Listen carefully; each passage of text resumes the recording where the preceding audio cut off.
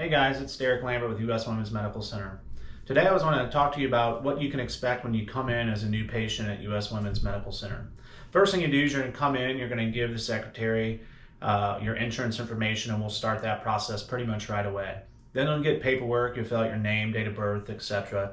And then there's a symptoms checklist that you will check off the symptoms that will bring you into the office that day.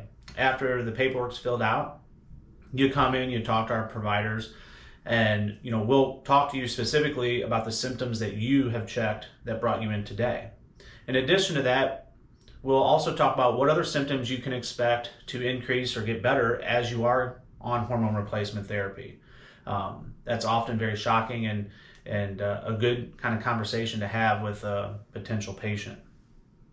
After that, you'll get your labs drawn. We draw what's called an ultra-sensitive estrogen level here, in addition to the testosterone, progesterone, and a complete blood count.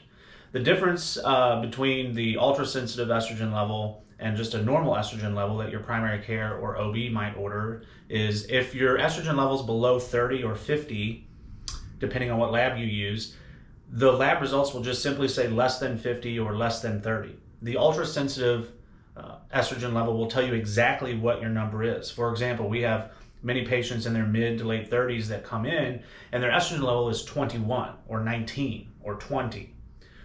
Well, if you got that done with the regular estrogen level, it would just say less than 30 or less than 50.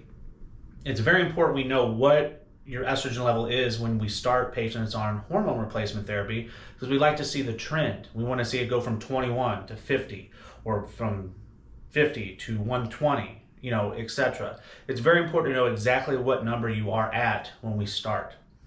After that, we send the blood off to the lab, and because the estrogen is ultra sensitive, it does take anywhere from 7 to 12 to 13 days to get that specific lab back.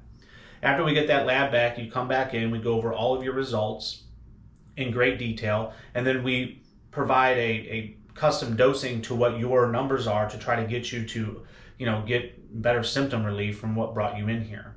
And this is sort of a trial and error. Every patient is very different as far as their dosing. So depending on what your numbers come back at is going to be what dose that you're going to be on. If you should have any other questions, you can visit our website, uswomensmedicalcenter.com. There provides emails of some providers and other personnel that would be able to answer questions, and also provides phone numbers.